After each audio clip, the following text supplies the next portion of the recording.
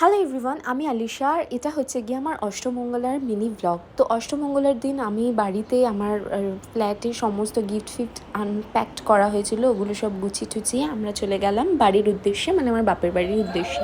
তো যাওয়ার পরেই কিছু রিচুয়ালস ছিল, সেই সমস্ত রিচুয়ালস সব করা হলো। করার পরে সেদিনকে বেশ আড্ডা গল্পের ওপর দিয়েই গেল। তারপরের দিন কিন্তু ছিল আমাদের সপরিবারে খাওয়া দাওয়া। যে খাওয়া দাওয়াটা কিন্তু হয়েছিল ছাদে। তো ছাদে মাছ, মাংস, মাটন ছিল, মাছের মাথা দিয়ে মিক্স ভেজ ছিল, একটা নিরামিষ মিক্স ভেজ ছিল, ডাল ছিল, অনেক কিছু চাটনি ছিল।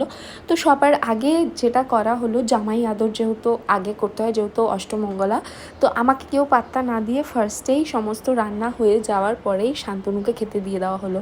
আর শান্তনু হাফ প্যান্ট পরেই বসে গেছিলো, কারণ একটু গরম লাগছিল ওর। তো তারপরে সবাই ছাদে বসে খেলো। তারপরে জোরে রিচুয়ালস করে ডার্বি দেখে আমি হেরে শ্বশুর